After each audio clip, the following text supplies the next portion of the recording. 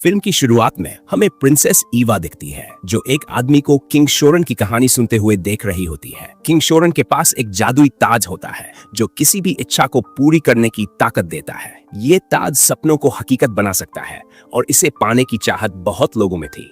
उन्हीं में से एक था जादूगर जफर, जो इस ताज को हासिल करने के लिए किसी भी हद तक जाने को तैयार था, चाहे उसे किंग को मारना ही क्यों न पड़े। मगर दिक्कत ये थी कि किंग की जादुई ताकत जफर से कहीं ज्यादा थी, इसलिए जफर के लिए उसे हराना नामुमकिन हो गया। गुस्से में आकर जफर ने किंग को बद्दुआ दी, तू हजारों साल अकेला रहेगा और जो भी तुझे देखेगा वो पत्थर बन जाएगा। ईवा को ये सब मजाक लगता है, लेकिन वो आदमी कहता है, नहीं राजकुमारी, ये सच है। फिर वो बताता है कि अगर ईवा अपने पिता को ठीक करना चाहती है तो उसे राजा शोरन का ताज लाना होगा, क्योंकि उसके अंदर चमत्कारी शक्तियां हैं। ईवा के पिता कई दिनों से बीमार थे और वो किसी भी तरह उन्हें बचाना चाहती थी। इसके बाद सीन बदलता है और हमें मार्टिन नाम का एक अंधा आदमी दिखता है जो बेहतरीन लोहार होता है। वो राजा के सैनिकों के लिए हथियार बनाता था।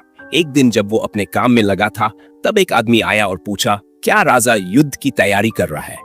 इसी बीच मार्टिन की माँ आकर कहती है, नहीं, राजा बीमार है, लेकिन उनका सलाहकार अपनी चालाकी से युद्ध की तैयारियां करवा रहा है। वो राजा को धोखा दे रहा है और खुद सत्ता हथियाना चाहता है। दूसरी तरफ ईवा अपने पिता के पास जाती है और कहती है, पिता, मैंने सुना है कि आपके इलाज के लिए एक रास्ता है। मैं राजा शोरन का ताज लेकर आऊंगी और आपको ठीक करूंगी। लेकिन राजा दुखी होकर जवाब देते हैं, नहीं, ये सब बस कहानियां हैं। न कोई राजा शोरन है और न कोई जादुई ताज। इसके बजाय तुम्हें एक अच्छे दूल्हे की तलाश करनी चाहिए ताकि शादी के बाद वो इस साम्राज्य की देखभाल कर सके। ईवा ये सुनकर निराश हो जाती है और कमरे से बाहर जाने लगती है, लेकिन तभी होजो उसे रोकता है। वो राजा का सलाहकार था। वो कहता है, राजकुमारी, राजा शोरन की कहानी सच है। तुम्हारे पिता के पास उसके महल का नक्शा है। बहुत लोग उस ताज को लेने गए, लेकिन कोई भी वापस नहीं लौटा, इसलिए राजा वहां जाने से डरते हैं। अगर तुम्हारा कोई भाई होता तो वो जरूर ये खतरा उठाता।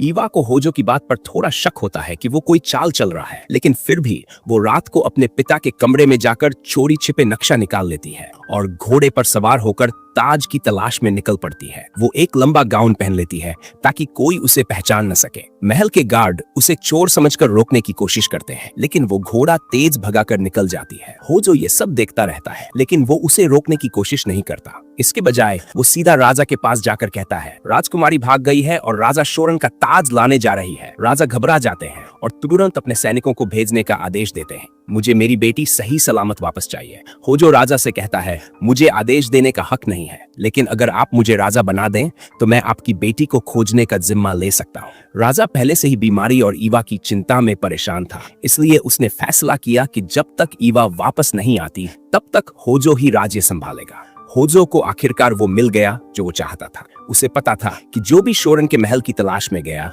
वो कभी लौटकर नहीं आया, इसलिए उसने ईवा को ढूंढने के लिए किसी को नहीं भेजा।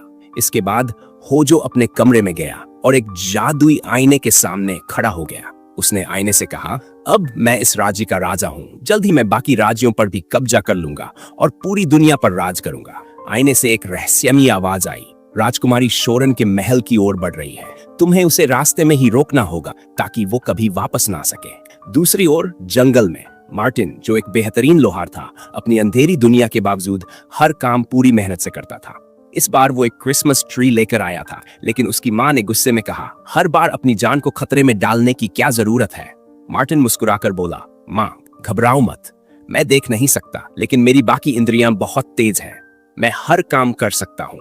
क्रिसमस आने वाला था और मार्टिन चाहता था कि इस बार वो खुद पेड़ को सजाए।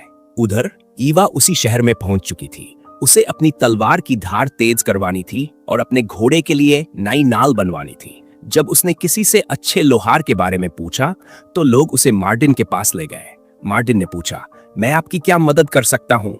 ईवा ने कहा, मुझे अपनी तलवार तेज करवानी है और घोड़े के लिए नाल बनवानी है। मार्टिन ने जवाब दिया, जब तक मैं ये सब तैयार करता हूँ आप मेरी माँ के पास आराम कर सकती हैं। ईवा ने दरवाजे पर दस्तक दी। मार्टिन की माँ बाहर आई और जैसे ही उसने ईवा को देखा वो चौंक गई। राजकुमारी को अपने घर देखकर वो थोड़ी घबरा गई, लेकिन फिर उसने उसे अंदर बुला लिया और उसकी खातिरदारी करने लगी। थोड़ी देर बाद मार्टिन तेज धार वाली तलवार लेकर आया और ईवा को दे दी।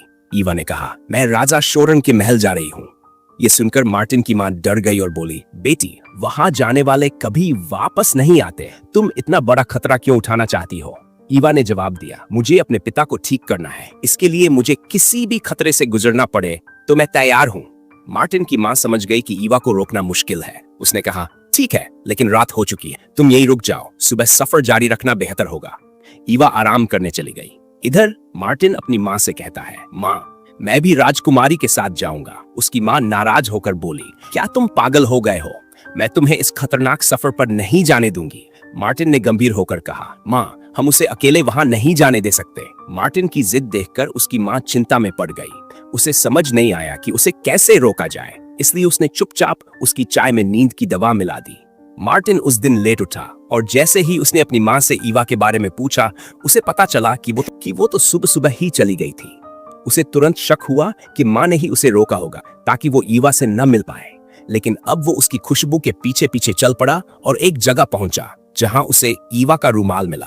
वो वहीं बैठ गया, रूमाल हाथ में लेकर सोचने लगा। तभी उसकी माँ वहां आ गई और बोली, मार्टिन, तेरा कोई काम धंधा नहीं है क्या? यहाँ यूं ही बैठा रहेगा? माँ की बात सुनकर उसने लकड़ियां काटनी शुरू कर दी, मगर उसका दिमाग कहीं और था। उसे ऐसा लग रहा था जैसे ईवा और उसका घोड़ा आसपास ही है। और सच में कुछ देर बाद घोड़ा वहां आ गया, लेकिन ईवा नहीं थी। ये देखकर मार्टिन को समझ आ गया कि ईवा किसी मुश्किल में है। वो घोड़ा लेकर फटाफट घर भागा, जल्दी से कपड़े बदले और ठान लिया कि वो राजकुमारी को बचाने जाएगा। पहले उसकी माँ ने उसे रोकने की कोशिश की, मगर जब उसकी जिद देखी तो हार मानकर उसे एक कुल्हाड़ी और थोड़ा खाने पीने का सामान दे दिया। अब मार्टिन सफर पर निकल पड़ा। घना जंगल पार करते वो उस जगह पहुंचा जहां से ऊंचे पहाड़ शुरू हो रहे थे। इन्हीं पहाड़ों के उस पार राजा शोरौन का महल था, मगर घोड़ा अब आगे जाने को तैयार नहीं था। तभी उसे माँ की वो बात याद आई, वो जगह इतनी खतरनाक है कि जानवर भी वहां जाने से डरते हैं। मार्टिन को समझ आ गया कि अब उसे अकेले ही आगे बढ़ना होगा। उसने अपनी कुल्हाड़ी पकड़ी और रास्ता टटोलते हुए आगे बढ़ा। कुछ ही देर बाद उसे एक सड़क दिखाई दी और वहां एक बड़ा सा दरवाजा था। दरवाजे के ऊपर राजा शोरौन की मूर्ति बनी थी और उसके कान पर एक छोटा सा गोबलिन बैठा था। जैसे ही मार्टिन वहां पहुंचा, गोबलिन ने उसे देख लिया और समझ गया कि वो अंधा है। उसने चालाकी से कहा, मैं इस जगह का पहरेदार हूँ और बिना कुछ दिए तुम यहाँ से आगे नहीं जा सकते। मार्टिन थोड़ा सोच में पड़ गया और बोला, मैं तो बस एक मामूली लोहार हूँ, मेरे पास तुझे देने के लिए कुछ नहीं है। गोबलिन ने तुरंत पूछा, तेरे बैग में क्या है? मार्टिन बोला, बस थोड़ा बहुत खाने का सामान है। ये सुनते ही गोबलिन के मुंह में पानी आ गया। मार्टिन ने चालाकी से एक बन थोड़ी दूर रख दिया ताकि गोबलिन उसे उठाने आए। जैसे ही गोबलिन ने बन उठाया और चख लिया, उसे बहुत स्वादिष्ट लगा। अब तो वो पूरे बैग की तलाशी लेना चाहता था। जैसे ही वो अंदर झांकने लगा, मार्टिन ने झट से उसे पकड़ लिया। मार्टिन हंसकर बोला, अरे तू तो खुद इतना छोटा है लेकिन बातें बहुत बड़ी बड़ी करता है।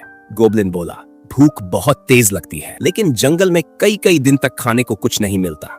अब इतना टेस्टी खाना देखकर खुद को रोक नहीं पाया। मार्टिन को उसकी बात सुनकर हंसी आ गई।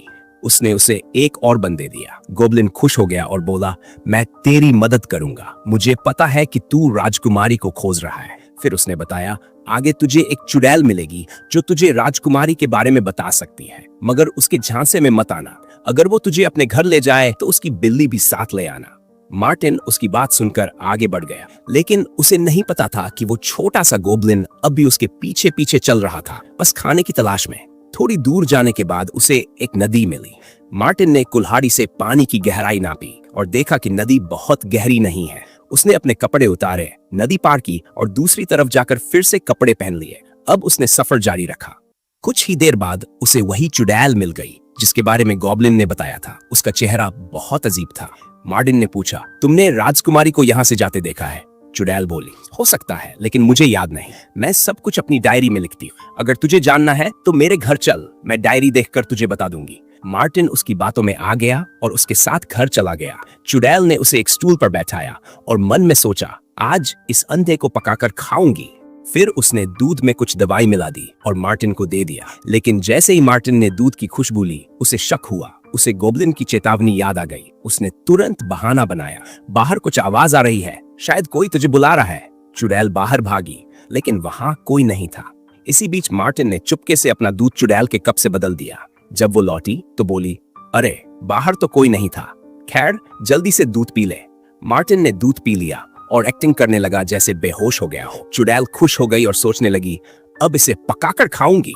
मगर तभी वो खुद बेहोश हो गई। जब उसे होश आया तो उसने देखा कि वो उल्टी लटकी हुई है और नीचे खौलता हुआ पानी रखा है। मार्टिन गर्ज कर बोला, जल्दी बता राजकुमारी कहाँ है, वरना तुझे उबालकर सूप बना दूंगा। डरी सहमी चुड़ैल ने फटाफट सब कुछ सच उगल दिया। फिर रोनी सूरत बनाकर गिड़गिड़ाने लगी, अब तो मुझे नीचे उतार दो, मुझ पर रहम करो। लेकिन मार्टिन ने उसकी एक न सुनी और वहां से चलता बना। अब वो आगे बढ़ा, मगर रास्ता और मुश्किल होता जा रहा था। ऊंचे ऊंचे पहाड़ खड़े थे, चढ़ना आसान नहीं था। तभी पीछे से गोब्लिन चिल्लाया, अरे ये पहाड़ बड़ा ही धोखेबाज है, अगर पैर फिसल गया तो कहीं का नहीं रहेगा। लेकिन मार्टिन रुका नहीं, उसने कुल्हाड़ी से रास्ता टटोलते हुए चढ़ाई जारी रखी। चुड़ैल बड़ी होशियारी से कुल्हाड़ी से अपनी रस्सी काटकर आजाद हो गई। जैसे ही वह मुक्त हुई, उसने तुरंत अपने जादुई आईने से बात शुरू कर दी। आईने में होजो नजर आया। चुड़ैल ने कहा, लगता है तुम्हारे श्राप के टूटने का वक्त आ गया। होजो गुस्से में बोला, क्या बकवास कर रही है, ये श्राप मैंने दिया है।